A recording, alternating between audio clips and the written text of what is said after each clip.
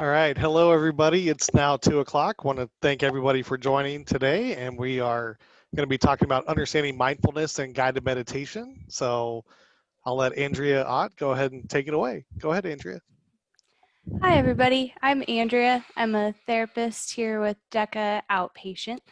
And I started my journey, I guess you could say, with mindfulness with DECA, actually. I started working for DECA in 2011, and I started using mindfulness with ladies at First Step at Lakeview when I was a tech. So I got pretty good feedback about guided meditations, and that just sparked it from there. And I've tried to implement it at least daily since then. So I hope one of my goals is to kind of show you, do as I do and I say as I say, so you can experience that. But part of mindfulness is an awareness that I have squirrel brain too, so I'll do my best to stay on track. But one housekeeping thing is in this webinar feature, we have the Q&A.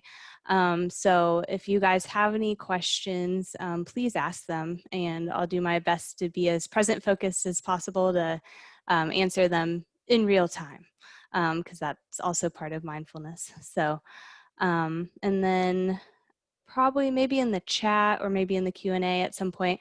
I failed to put my contact information in here. So if that is of interest to anybody, if you have any questions about mindfulness, I'm sure happy to help with that later. So I apologize for not putting it in the PowerPoint, but it's an easy fix. So anywho, Alex, if you could advance the slide, please.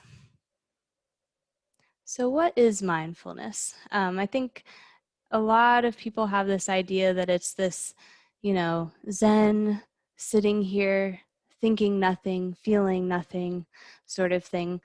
But it's so much more than that, as the next slide will show us. Thanks, Alex. So point number 1, being present focused. So I've already brought that up. So what being present focused is. So it's being very intentional about staying in the here and the now. And specifically how this relates to recovery, but also a lot of other issues is, a lot of people get really stuck in, well, I did this wrong in the past, and it creates this inability to move forward because you're just so focused on how I messed this up and why that was so wrong, as opposed to learning from it so you can move forward. Or the converse, getting stuck in worry about the future. So either one of those places to be stuck really makes us feel like we are paralyzed in a way sometimes. And that's not to say that we shouldn't remember, things from the past and learn from them, or shouldn't be planful about the future. It's about going to those extremes. That is what gets us stuck. So if we can stay right here in the middle and be present focused, that's a big tenet of mindfulness. And then the next two actually go together pretty well. Noticing thoughts and feelings without judgment and not labeling things as good or bad. So with the noticing thoughts and feelings without judgment, one way you can approach that is person first language. So I have depression, not I am depressed, or I am feeling sad as opposed to I am sad. And then thinking about how we think or feel as helpful or unhelpful. Those suggestions help distance us from the judgments and the labels so that we can be responsive to those and be able to conquer challenges and things like that.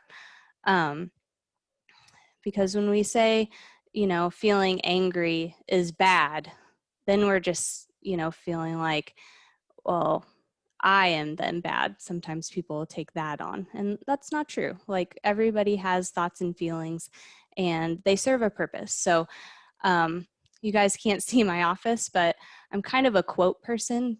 there's probably easily 30 quotes in here, just all littered all over my wall. But one of them on the door, strategically placed, of course, is that nothing is either good or bad, but thinking makes it so.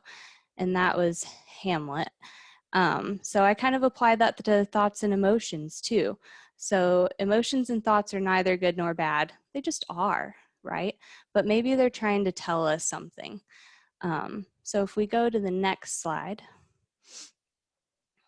so two key concepts, awareness and acceptance. So if we can be aware, like I am experiencing this emotion or thought right now, that's step one, okay? So then step two, well, what is that thought or emotion trying to tell me as opposed to labeling it? And if we can sit with our thoughts and feelings without that judgment, then we can move forward, and that creates this level of acceptance.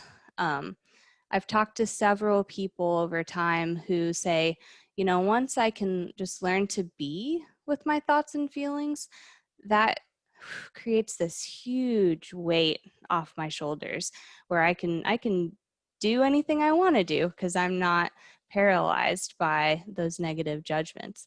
And it's a very freeing feeling if we can get to there. So next slide, please. One aspect of how this relates to recovery, I think of mindfulness very much in terms of the serenity prayer. So a lot of you know the serenity prayer, and a lot of us say it regularly, which can be helpful. So um, grant me the serenity to accept the things I cannot change, the courage to change the things that I can, and the wisdom to know the difference. Part of mindfulness too is just knowing what's in my control and what's not in my control, and focusing on what is so that we can move forward. Because if we're stuck on the things that we're not in control of, then that's exactly what we are. We're stuck. So just focus on what we can control. It's a good place to start. And next slide, please. So why be mindful at all? Several different reasons that will zoom in on us. If you're mindful, it can help you reduce your anxiety. So especially if you're someone who is very future focused and worried about the next thing to do, my 5-year plan, and if I'm on it or not. You can have a 5-year plan, that's fine. But if it's causing you a lot of anxiety, the awareness is key to helping keep that at bay. What else can it do for us? Reduce depression, improve our mood, better sleep, and less stress. So all of these things are super connected and related to each other, especially the stress part. That affects pretty much every other aspect of what I just listed as could be helpful. So if we can improve our stress levels, in fact, part of mindfulness too is stress is viewing stress as your friend. So stress is telling us something. It's telling us whether it's we need to take a break or we need to just slow down, you know. There's lots of different things stress can be telling us other than wah, wah, wah, something's bad. And if we can notice and be aware of that, we have a lot of power to just feel a lot better. And then with sleep, one of the ways mindfulness can help is a lot of us struggle with our brains just going at night and not being able to shut that off. If we, so there's going to be some exercises I'm going to tell you about here in a little bit. If we can practice those, that can be really helpful for getting really good restful sleep. And then some people like to use some of these exercises. Let's say they don't have trouble getting to sleep, but they have trouble staying asleep. So employing some of these exercises to then get back to sleep. So hopefully you can have some mindful or restful sleep, mindful sleep too, I suppose. But also getting to sleep, it can be helpful with that. So Next slide, please. Okay, so some mindfulness activities. I think some of you were able to tune in last week when Pat went through mindful breathing and some benefits of that, and that was excellent. So if you didn't get a chance to see that, please ask, because I know that we recorded it and it was amazing. So some of this might be a little bit of a review from that, but we'll go through it again. So just basic deep breathing. And I'm going to move my mic so that I'm not, you're not listening to my breathing necessarily, but with some basic deep breathing, a big component of it is in through your nose and out through your mouth. So we'll just practice that real quick. So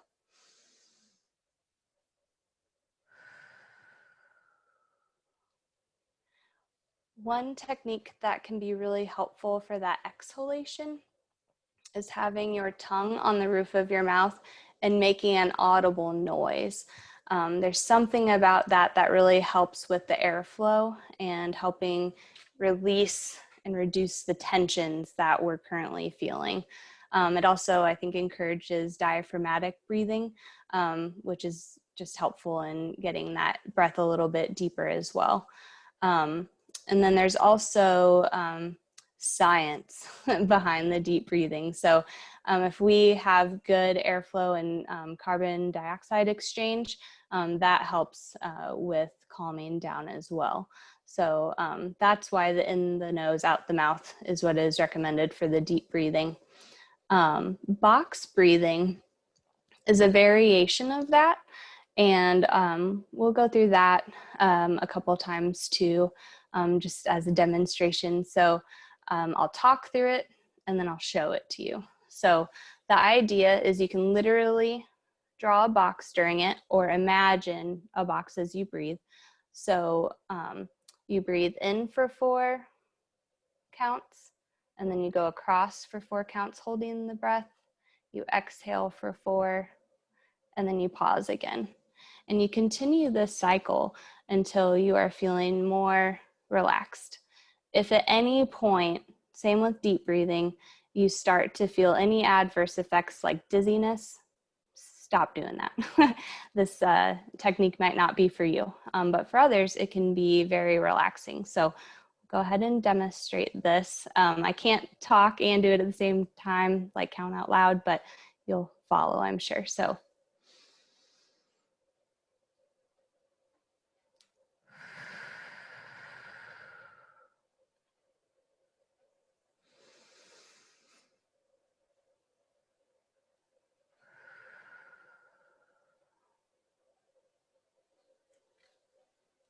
and when you do that consistently, it's really hard. Like even for me, I'm kind of sitting in this tense position trying to be, very serious and professional. But when you do that, it is very difficult to hold on to those tensions. So I encourage you guys to do that, if at the very least to help throughout the day, relieve some stress or tension. But the first 2 are very, very good for sleep problems too, to help get you relaxed at the end of the day. And then grounding is just a noticing exercise. So if you're feeling any sort of distress or just need a break, need a distraction, you use your senses to notice what is around you. So you look around and you say, okay, what are 5 things I can see? So in my office, I have a butterfly drawing, a photo of a dog, several paintings, lots of quotes, and a dry erase board. 5 things in my environment. And then I would say 4 things that I can touch. So I can touch my phone, I can touch my headphones, I can touch my keyboard, and I can touch my favorite pen. Important to have favorite pens around. And then next you move on to 3 different things you can hear. Right now with my headphones on, they're kind of drowning out noise, but I was doing some mindful listening before this. So I know that there is a sound machine going on outside my office, white noise machine. There were some crickets being extra vocal before I started this. And then oftentimes I can hear the traffic going on outside. The next thing would be two things that you can smell, if there are two different smells in here. Fortunate or unfortunate for me, I'm not sure. I can smell all the disinfectant we use for COVID, and then coffee. Those are my two smells. And then the last one is taste. So if there's anything, if you have a candy or a coffee, something like that, something you can taste, that's helpful. And when you're doing the noticing, a lot of people say it's really hard to be bothered by all the outside noise or distractions, if you will, because you just really you are able to focus on what's around you. And that is what helps give you the break, is doing that grounding. Grounding stones, I don't have any of them in here, silly for me. But basically, you just take any sort of rock you can find in your environment, and you might see people use them as a fidget stone. So just rubbing it to help give you some sort of sensory input that is different from what you're feeling or thinking right now. I encourage people to describe the stone to themselves, like really get into the nitty-gritty details of what is going on with this stone. Use your senses to describe it to yourself. And you can combine that with the grounding technique, the noticing above, depending on how much of a break you would like. Mindful walking is very similar to the two things I just said before. And I kind of wish we had enough time to go on a mindful walk together, but we don't. So the idea is that you go out and you walk and you have all your technology put away. If you're with other people, you're not talking at all. You're just walking with the intent of being present and of noticing. So I encourage people to, okay, what are some things I don't normally hear or see? Do I notice the wind in my hair? Do I notice how my feet feel while I'm walking? The mindful walking can be, distractions can come in and come out, and that's totally normal. And what I encourage you to do is, just acknowledge the thoughts or the feelings that come, and then as you're able, move back into the exercise. And that's what people usually recommend for the guided meditations as well. And on a side note, here's my squirrel brain. With the mindful walking, it's not about, trying to hear or see or feel all the things, but just noticing what you do see or feel. And a while ago, I worked with someone who said that they didn't think they did it right at all.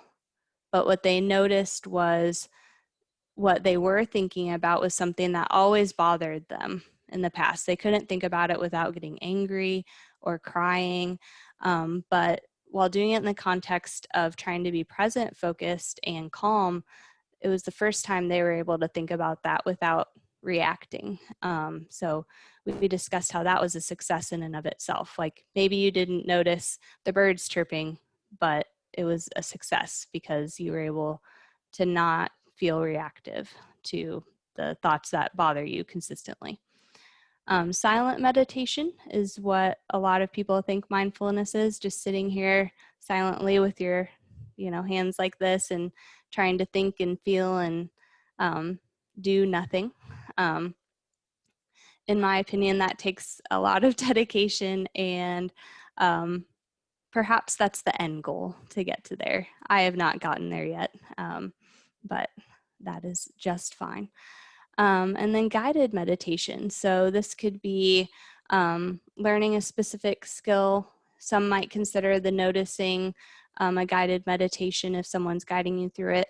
I went ahead and pre-recorded myself doing a guided mountain meditation.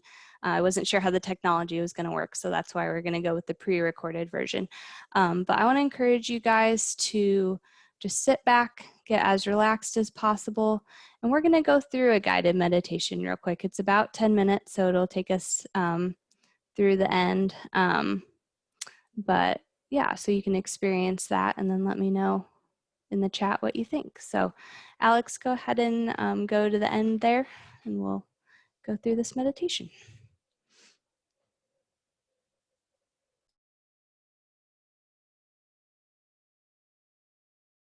Guided Mountain Meditation.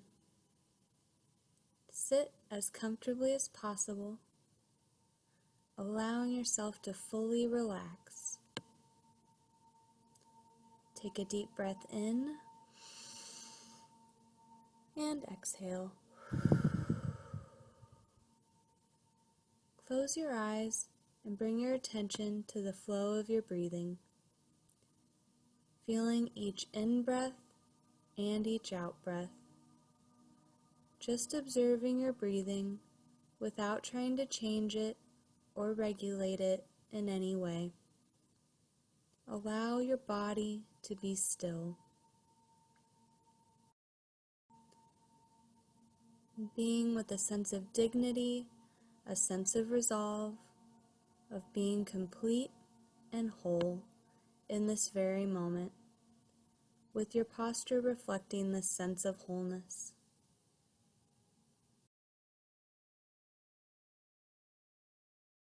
Picture in your mind's eye, as best you can, the most beautiful mountain that you know or have seen or can imagine.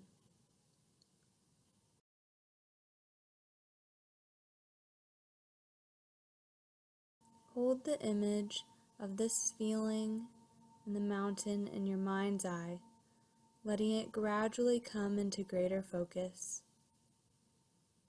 Observe its overall shape, its lofty peak high in the sky, the large base rooted in the rock of the earth's crust, its steep or gently sloping sides. Notice how massive it is, how solid, how unmoving, and beautiful both from afar and up close. Perhaps your mountain has snow at the top and trees on the lower slopes.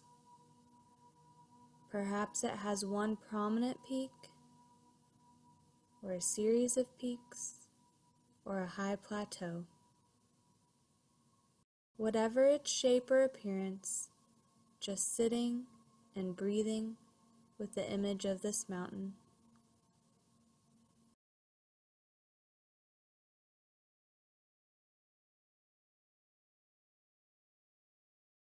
Observe it, noticing its qualities, and when you feel ready, seeing if you can bring the mountain into your own body so that the body sitting here and the mountain in your mind's eye become one. So that as you are here, you share in the massiveness and the stillness and the majesty of the mountain. You become the mountain rooted in your sitting posture. Your head becomes the lofty peak, supported by the rest of your body. Your shoulders and arms are the sides of the mountain. Your buttocks and legs are the solid base, rooted to your chair. Experience in your body a sense of uplift from deep within your pelvis and spine with each breath as you continue sitting, being a little more a breathing mountain, unwavering in your stillness, completely what you are, beyond words and thought, a centered, rooted, unmoving presence.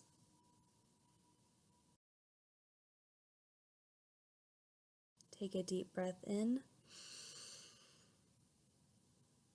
and out.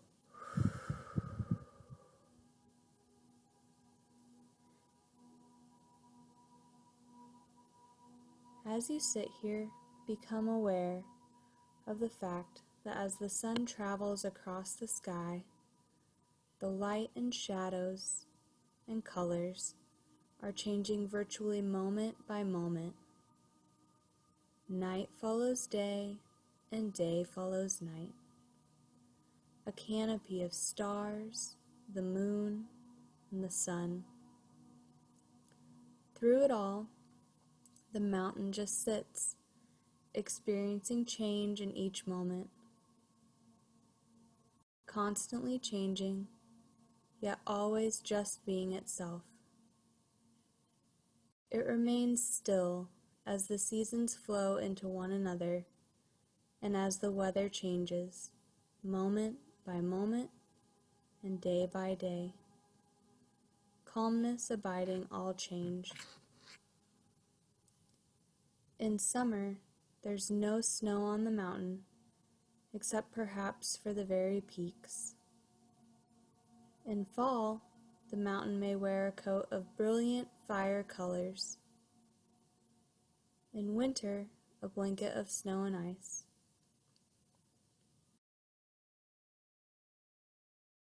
In any season, it may find itself at times enshrouded in clouds, or fog, or pelted by freezing rain. People may come to see the mountain and comment on how beautiful it is, or on how it's not a good day to see the mountain. None of this matters to the mountain, which remains at all times its essential self. Clouds may come, and clouds may go. The mountain's magnificence and beauty are not changed one bit by the way people see it or not by the weather. Seen or unseen, in sun or clouds, broiling or frigid, day or night, it just sits, being itself. At times, visited by violent storms, buffeted by snow and rain and winds of unthinkable magnitude.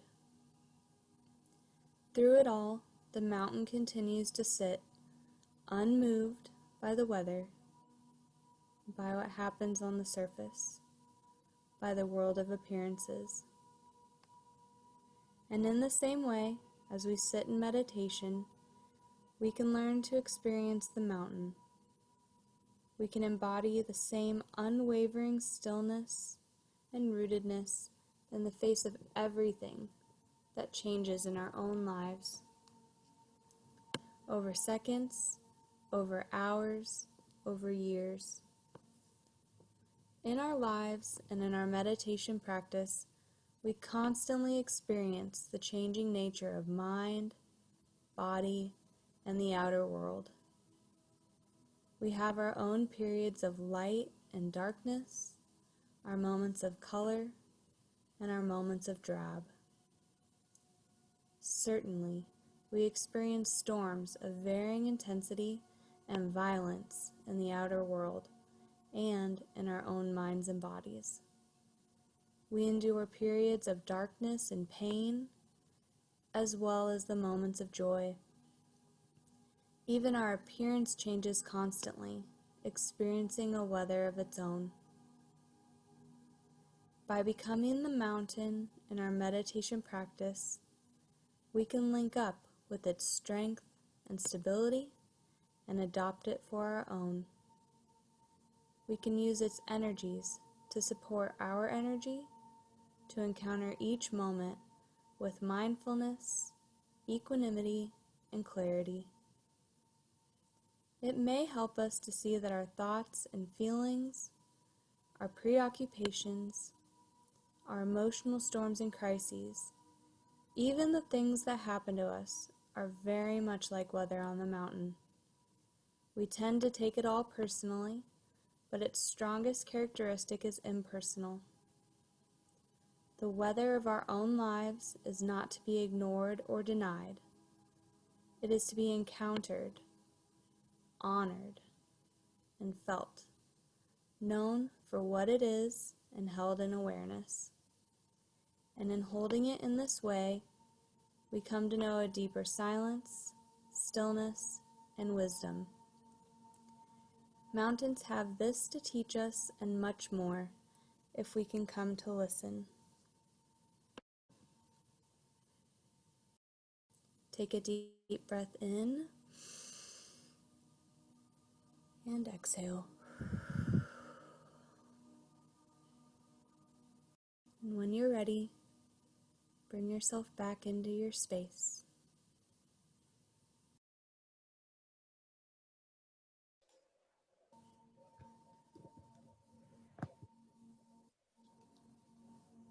Okay, well, that was a good experience of the mountain meditation, and I hope you guys like it as much as I do. And look, in the Q&A, a question. Oh, well, thank you, Ashley. Okay, so I'm going to go ahead and put in the chat my contact info if you need it and don't have it. And otherwise, if there's not any other questions or comments, I hope you all have a great rest of the day, and thank you for coming.